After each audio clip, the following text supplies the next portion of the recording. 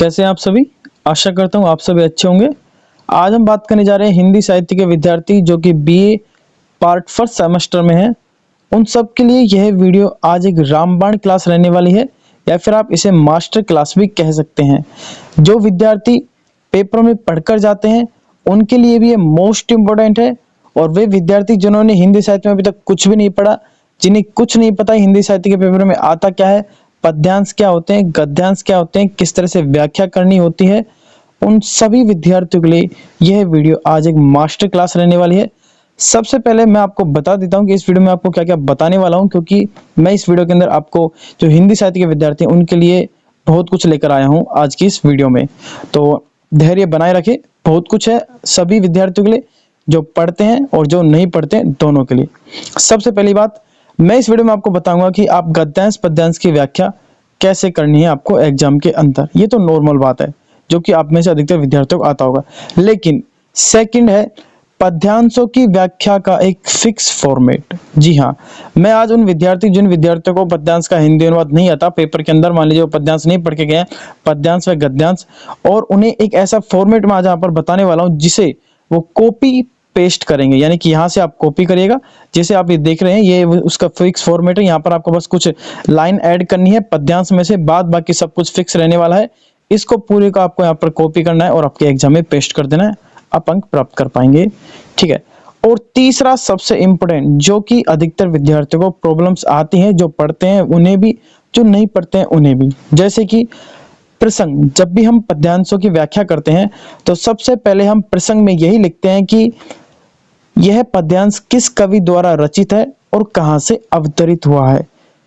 आज की वीडियो में मैं आपको बताऊंगा कि कोई भी पद्यांश अगर आपके सामने आता है पेपर के अंदर तो आप कैसे अनुमान लगाएंगे कि यह पद्यांश किस कवि द्वारा लिखा गया है। जैसे कि मान लीजिए यह पद्यांश है, तो आपको किस तरह पता चलेगा कि यह पद्यांश किस कवि द्वारा लिखा गया है और कहां से अवतरित हुआ है। इसकी भी मैं एक शॉर्ट ट्रिक आपको बताने वाला हूं, और साथ ही में जितने भी आपके इंपोर्टेंट कवि हैं उन सब के जो पद्यांश परीक्षा में आ चुके हैं, जैसे कि आपके रसखान से संबंधित इसका जो रचना है, जो आपके पद्यांश है वो कहाँ से अवतरित हुए हैं, जो सुजान रसखान से है, इससे संबंधित कौन कौन सी इंपोर्टेंट बातें हैं इनके पद्यांशों में, वो भी मैं आपको बताने वाला हूँ। साथ में बताने वाला हूँ कि कैसे आप पद्यांश को जांच कर सकते हैं कि यह पद्यांश किस कवि द्वारा रचित हुआ है। जैसे कि यह पद्यांश है आपका, और भी जितने भी आपके मोस्ट इंपोर्टेंट है, जैसे कि मीराबाई का है आपके, तो मीराबाई का जो पद्यांश है आपके एग्जाम के अंदर कौन कौन से आते हैं, और आप कैसे पहचान सकते हैं कि यह मीरा के द्वारा लिखा गया है, फिर मीरा का पद्यांश है।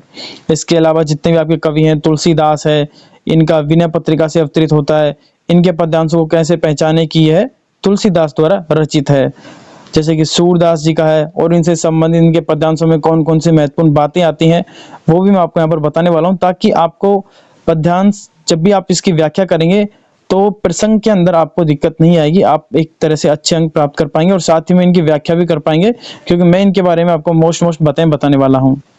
तो वीडियो में बहुत कुछ रहने वाला है, अगर मैं ऐसे बताने लगूंगा तो बहुत टाइम लग जाएगा। चलिए शुरू करते हैं, धैर्य से आप देखते रहिए। एक तरह से पूरी मास्टर क्लास है, एक तरह से पूरी रणनीति है आपकी एग्जाम को लेकर। गद्यांश और पद्यांशों की आपकी जितनी भी प्रॉब्लम्स है वो सब आज दूर हो जाएंगी। चलिए शुरू करते हैं।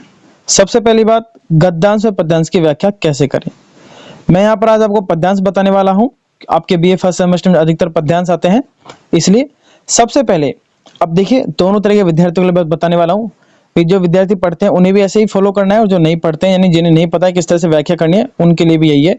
सबसे पहले आपको किसी भी पद्यांश आता है तो उसको प्रसंग लिखना होता है। प्रसंग लिखने से पहले भी, जैसे कि मान लीजिए आपने आपका क है और क का आपको व्याख्या करनी है, तो जो आपका पद्यांश है उसकी सबसे पहले 2-3 शब्द लिखने हैं, उसके बाद में डैश डैश डैश डैश, और जो आपके पद्यांश का आखिरी शब्द है वो आपको लास्ट में लिखना है। इस तरह से इन्वर्टेड कोमा में आपको यह दिखाना है कि मैंने इस पद्यांश की व्याख्या की है उत्तर लिखकर। ठीक है, ये तरीका होता है एग्जाम के अंदर किस तरह से आपको पद्यांशों की व्याख्या करनी होती है। उसके बाद में आप सबसे पहले लिखते हैं प्रसंग। अधिकतर आप सीरीज में देखते हैं कि संदर्भ और प्रसंग एक साथ दिया होता है, लेकिन आप कोशिश कीजिए कि दोनों को अलग अलग लिखिए। तो देखिए सबसे पहले आपको लिखना होता है प्रसंग। प्रसंग के अंदर 2 चीजें लिखा जाती हैं, एक तो आपके कवि का नाम और यह कहां से अवतरित हुआ है। जैसे कि मैंने यहाँ पर लिख रखा है, प्रस्तुत पद्यांश आदि काल के व भक्ति काल के प्रसिद्ध, ये मैं नहीं वह है, ठीक है वह, प्रस्तुत पद्यांश आदि काल में भक्ति काल के प्रसिद्ध महाकवि, अब जो पद्यांश आपका आया है वह किस कवि द्वारा रचित है, उस कवि का नाम आपको यहाँ पर लिखना है, और उसके बाद में उसकी कौन सी रचना से यह लिया गया है, उस रचना का आपको नाम यहाँ पर लिखना होता है कि यह इससे अवतरित हुआ है।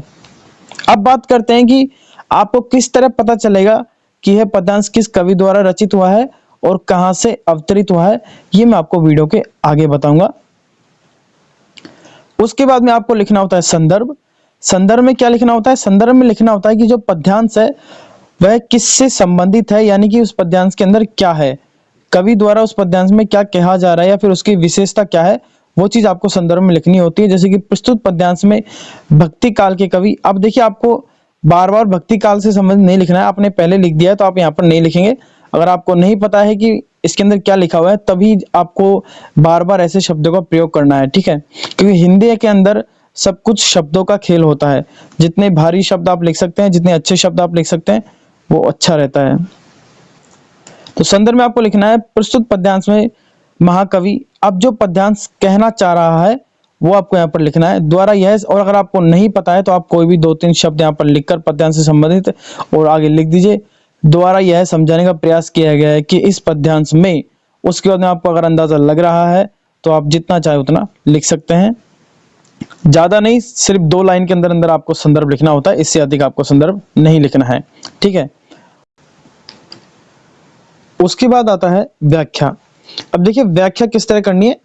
जिन विद्यार्थियों को पता है पद्यांश का अर्थ क्या है, पद्यांश का हिंदी अनुवाद उन्हें आता है, तो वो आराम से सिंपल अपना प्रयुक्त पद्यांश में कवि द्वारा या फिर महाकवि द्वारा यह कहा गया है, जो भी उसमें वर्णित है वो आपको सब कुछ यहाँ पर लिख देना है। तो ये आपका सिंपल उन विद्यार्थियों के लिए है जो कि जिन्हें आ रहा है कि पद्यांश की व्याख्या कैसे करनी है। अब बात करते हैं वे विद्यार्थी जिन्हें पद्यांश का हिंदी अनुवाद नहीं आ रहा है, अब वो किस तरह से एक फिक्स फॉर्मेट अप्लाई कर सकते हैं पेपर के अंदर, वह हम देखने जा रहे हैं। सबसे पहले आपको लिखना है प्रस्तुत पद्यांश में महाकवि यह कहते हैं कि निम्न पंक्तियों में, अब आपको पद्यांश में से कोई भी ऐसी 2-3 पंक्ति उठा लेनी है जिनके बारे में आपको थोड़ा बहुत नॉलेज हो, उन पंक्तियों में यहाँ पर आपको लिखना है और उसके बारे में आगे थोड़ा सा कुछ आप लिख दीजिए कि इसमें प्रकृति की सुंदरता का वर्णन हुआ है। आपके सिंपल सिंपल पद्यांश आते हैं, पूरी आपके बीए फर्स्ट सेमेस्टर में कृष्ण भक्ति प्रेम है, कृष्ण गोपियों के बीच में प्रेम भाव है, जैसे कबीर जी के आ गया तो मन के बारे में है। तो इससे संबंधित आप आराम से लिख सकते हैं। जब आप पद्यांश को पढ़ेंगे तो आप अंदाजा लगा लेंगे कि ये कहना क्या चाह रहा है, ज्यादा तो नहीं पर थोड़ा बहुत आप लगा सकते हैं।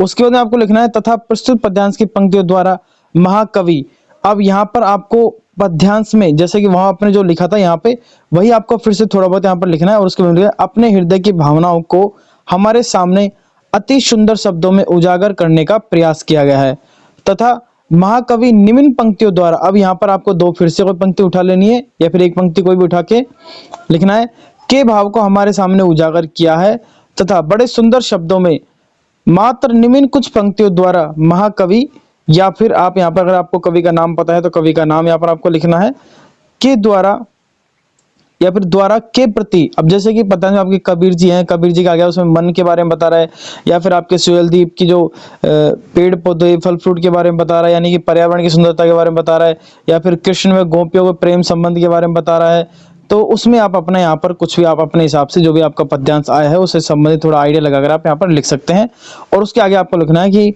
अपनी भक्ति प्रेम विचारों को उजागर किया है। इन तीनों में से आपको अंदाजा लगाना है कि आपका पद्यांश किससे संबंधित है, ठीक है। अगर आपको कुछ समझ नहीं आता तो विचार शब्द का प्रयोग करें, अगर गोपी और कृष्ण का नाम आ रहा है तो प्रेम शब्द का विचार करें, ठीक है, और भक्ति से संबंधित आ रहा है तो भक्ति शब्द का प्रयोग करें और आप आगे लिख सकते हैं को उजागर किया है।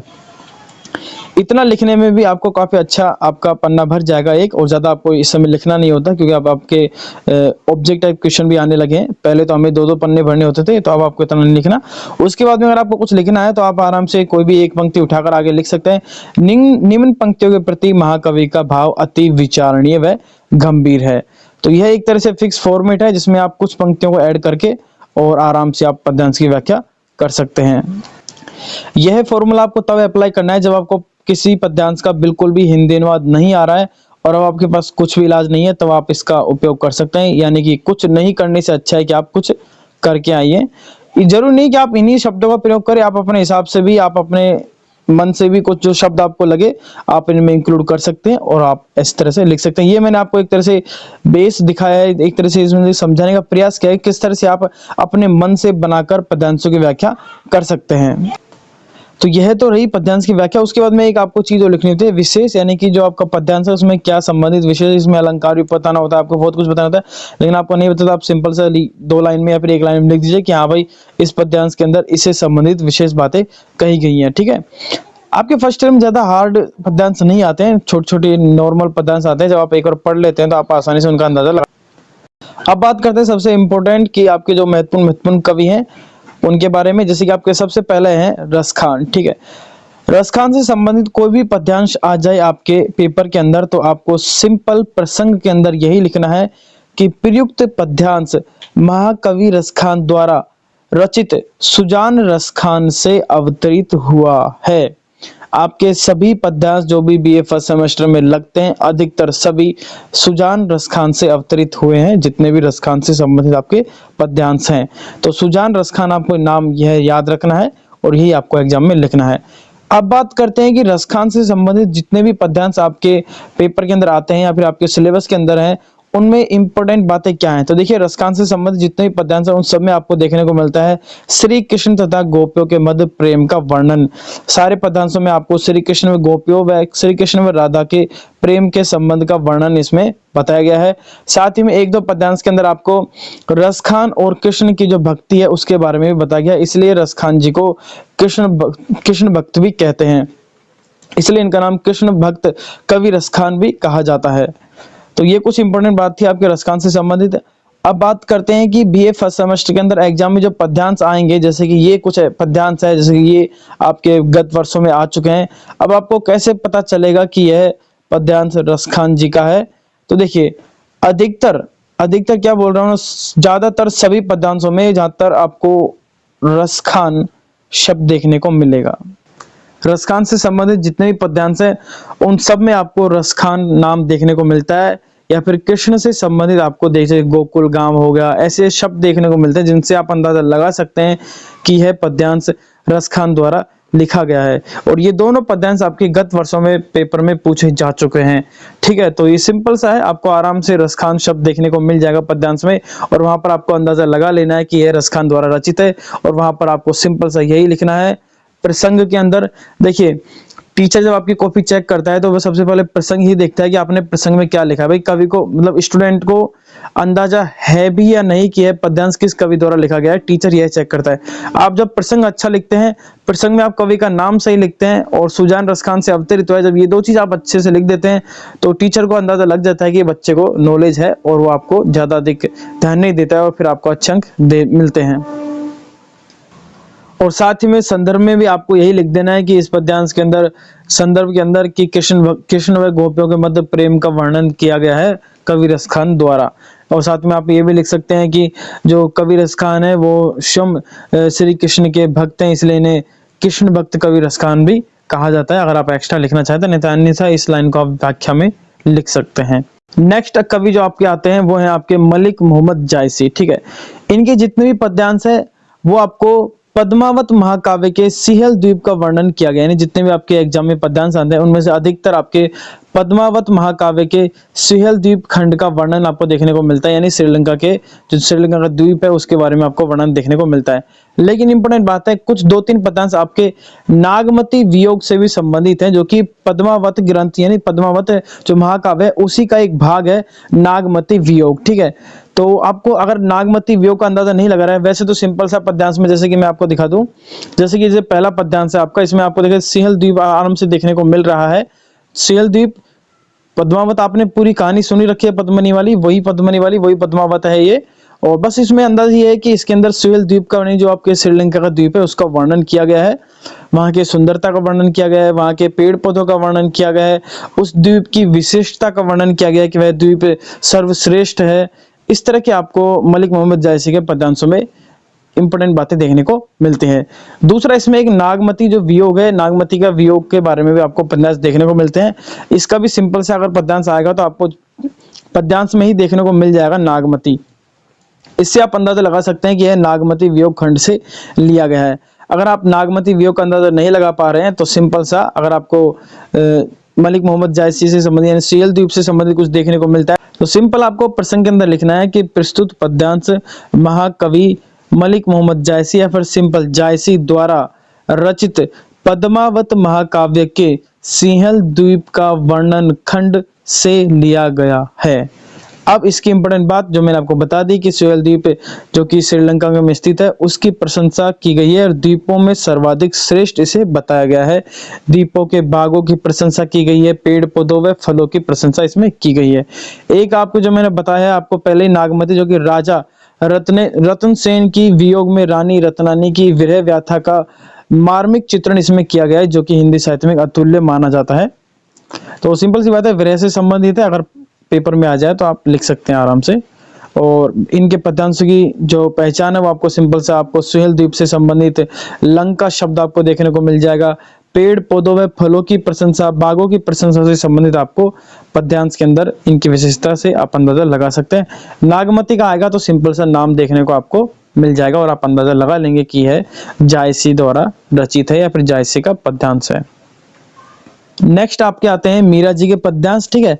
तो इन पद्यांशों में आपको सिंपल सभी में ये लिखना है कि यह मीरा पद्मावली से अवतरित हुआ है। अगर मीरा से संबंधित कोई भी पद्यांश आते हैं तो मीरा जी से संबंधित जितने भी पद्यांश है वो आप आसानी से समझ पाएंगे। इन पद्यांशों में मीरा का श्री कृष्ण के प्रति प्रेम तथा अपने आराध्य यानी अपने आराध्य भगवान श्री कृष्ण के प्रति समर्पित प्रेम भाव को दर्शाया गया है। इस लाइन को आप संदर्भ में प्रयुक्त कर सकते हैं, ठीक है। सिंपल सभी पद्यांशों में जितने भी पद्यांश सब में आप इसको संदर्भ के रूप पर प्रयुक्त कर सकते हैं, कोई दिक्कत नहीं है। और सिंपल सा मीरा पद्मावली से यह अवतरित हुआ है। प्रसंग में लिखना है सिंपल सा कि प्रयुक्त पद्यांश मीरा द्वारा रचित मीरा पदावली से अवतरित हुआ है। अब इनके पद्यांशों में कैसे हम अंदाजा लगा सकते हैं कि यह मीरा जी के द्वारा लिखा गया है। तो देखिए अधिकतर आपको जितने भी मीरा जी के पद हैं उन सब में आपको नाम देखने को मिलेगा इनका। मीरा प्रभु जैसे मदन मोहन श्री कृष्ण का वर्णन आपको देखने को मिलेगा, लेकिन बेसिक लाइन आपको मीरा ही नाम देखने को मिल जाएगा पद्यांश की आखिरी लाइन के अंदर। तो सिंपल आप अंदाजा लगा सकते हैं। देखिए राजस्थान 2023 में राजस्थान यूनिवर्सिटी में पूछा भी जा चुका है। तो सिंपल सा है, मीरा का अंदाजा लगा लोगे कौन सा पद्यांश मीरा से संबंधित है। इंपॉर्टेंट बात आपको यही याद रखनी है कि यह मीरा पदावली से लिया गया है। संदर्भ के अंदर आपको इस लाइन को इंक्लूड कर देना है और आपके प्रसंग की व्याख्या हो जाएगी पद्यांश की। नेक्स्ट कवि जो आपके आते हैं वो हैं तुलसीदास जी, ठीक है। तुलसीदास जी से संबंधित जितने भी पद्यांश आएंगे वो सभी आपके विनय पत्रिका से अवतरित हुए हैं। प्रसंग में आपको सिंपल लिखना है कि प्रयुक्त पद्यांश महाकवि तुलसीदास द्वारा रचित विनय पत्रिका से अवतरित हुआ है। इंपॉर्टेंट है ये चीजें जो मैं आपको बता रहा हूं। अब बात करते हैं कि संदर्भ में आप क्या लिख सकते हैं और इनसे संबंधित सभी पद्यांशों के अंदर आपको क्या देखने को मिलता है। तो देखिए ब्रज भाषा में ये सभी ज्यादातर इनके सभी जो इन्होंने प्रयुक्त किया है वो ब्रज भाषा प्रयुक्त की है। वही रचना तुलसीदास की भक्ति भावना की दृष्टि से श्रेष्ठ है। इसे आप संदर्भ के रूप में प्रयुक्त कर सकते हैं। तुलसी अपने आराध्य श्री राम और उनके द्वारा विरचित सांसारिक रचना का महत्व बताते हुए कह रहे हैं। इसे आप व्याख्या में इंक्लूड कर सकते हैं और साथ ही में इससे आपको यह अंदाजा लगता है कि जो तुलसीदास जी हैं वो प्रभु श्री राम और उनके द्वारा रचित संसार की बातों के ऊपर इनके सभी पद्यांश मुख्य तौर पर होते हैं, ठीक है। सिंपल से इनके अंदर आप लाइन इंक्लूड कर सकते हैं। दरअसल जो तुलसीदास जी हैं वो सब कुछ यही कहना चाह रहे हैं कि सृष्टि में ईश्वर के अतिरिक्त सब कुछ नश्वर है, वो ईश्वर को प्रथम प्राथमिकता देते हैं, ठीक है, और संसार के बारे में बातचीत करते हैं। इनसे संबंधित इनके सभी पद्यांश होते हैं। आप अंदाजा कैसे लगाएं कि यह पद्यांश इनके तुलसीदास द्वारा रचित है। तो देखिए इनके पद्यांशों में आपको लास्ट में इनका नाम देखने को मिलता है तुलसीदास जी, ठीक है। सिंपल से आप अंदाजा लगा सकते हैं। सभी पद्यांशों में आपको नाम देखने को मिल जाएगा आखिरी लाइनों में। चलिए नेक्स्ट कवि को देखते हैं। नेक्स्ट कवि आपके आते हैं सूरदास जी, ठीक है। सूरदास जी के जितने भी पद्यांश है वो सभी आपको भ्रमरी गीत से अवतरित हुए हैं। यह आपको प्रसंग के अंदर लिखना है कि प्रयुक्त पद्यांश महाकवि सूरदास द्वारा रचित भ्रमरी गीत से अवतरित हुआ है। एक इम्पोर्टेंट बात, सूर सागर के भी पद्यांश आपको जब आप सीरीज में या फिर कहीं पढ़ते हैं तो आपको देखने को मिलेगा कि सूर सागर से यह पद्यांश अवतरित हुआ है। दरअसल जो आपका भ्रामरी गीत है यह आचार्य रामचंद्र शुक्ला द्वारा सूर सागर में से ही 400 पदों का एक संपादित संग्रह है, उसे भ्रामरी गीत कहा जाता है। तो अगर आप भ्रामरी गीत नहीं लिखना चाहते हैं तो आप सिंपल लिख दें कि सूर सागर से अवतरित हुआ है, तो भी कोई दिक्कत नहीं है, वो भी आपका बिल्कुल सही है। ठीक है, कि प्रयुक्त पद्यांश सूर सागर दास द्वारा रचित सूरदास जी द्वारा रचित सूर सागर से अवतरित हुआ है, तो भी आपका प्रसंग एकदम सही रहेगा। सूरदास से संबंधित जितने भी पद्यांश आएंगे आपको इनमें यही इंक्लूड करना है। सूरदास जी से संबंधित जितने भी पद्यांश आएंगे उनमें भी आपको इनका नाम अंत में देखने को मिलेगा, जैसे कि आप देख सकते हैं सूर हिन्ने। तो ठीक है, तो अधिकतर सभी में आपको इनके नाम देखने को मिल जाएंगे। देखिए यहाँ पर भी आपको इनका नाम देखने को मिलता है, और ये पिछले परीक्षा में पूछे जा चुके हैं पद्यांश दोनों, ये 2023 में पूछा गया है। ठीक है, तो आप अंदाजा लगा सकते हैं आसानी से, ऐसी कोई दिक्कत नहीं है। बीए फर्स्ट सेमेस्टर में जितने भी पद्यांश आते हैं वो सब इजी आते हैं। नेक्स्ट कवि हैं आपके कबीर दास जी। कबीर दास जी के जितने भी पद्यांश हैं उन सब में आपको मन से संबंधित देखने को मिलता है, और इनके जो रचना है वो है मन को अंग से संकलित किया गया, यानी कि आपको प्रसंग के अंदर सिंपल लिखना है प्रस्तुत पद्यांश कवि कबीर दास जी द्वारा रचित मन को अंग से संकलित किया गया है या अवतरित हुआ है या फिर प्रयुक्त किया गया है। ठीक है, सिंपल सा। इनके पद्यांशों में आपको क्या देखने को मिलता है, इनके पद्यांश सभी इजी होते हैं, उन सभी में एक ही चीज देखने को मिलती है, मन के बारे में देखने को मिलता है। ठीक है, उनको वश में कैसे करना है। ठीक है, मन के विकार ग्रस्त होने पर मुंह में पड़ने की स्थिति का मोह है। ठीक है, ये मुंह नहीं मोह है, मोह में पड़ने की स्थिति का विवरण करना है। सांसारिक वासनाओं से मन को मुक्त करने का भाव व्यक्त हुआ है। इनके पद्यांशों में अधिकतर ये चीजें हुई है। इन लाइनों को आप व्याख्या में भी इंक्लूड कर सकते हैं और संदर्भ में भी प्रयुक्त कर सकते हैं। कबीर दास से संबंधित जितने भी पद्यांश आएंगे, इनके पद्यांश आप देख सकते हैं, जितने भी पद्यांश होंगे सब में आपको मन शब्द देखने को मिलेगा और बार बार देखने को मिलेगा। जितने भी पद्यांश आएंगे उन सब में आपको मन से संबंधित शब्द आपको देखने को मिलते हैं।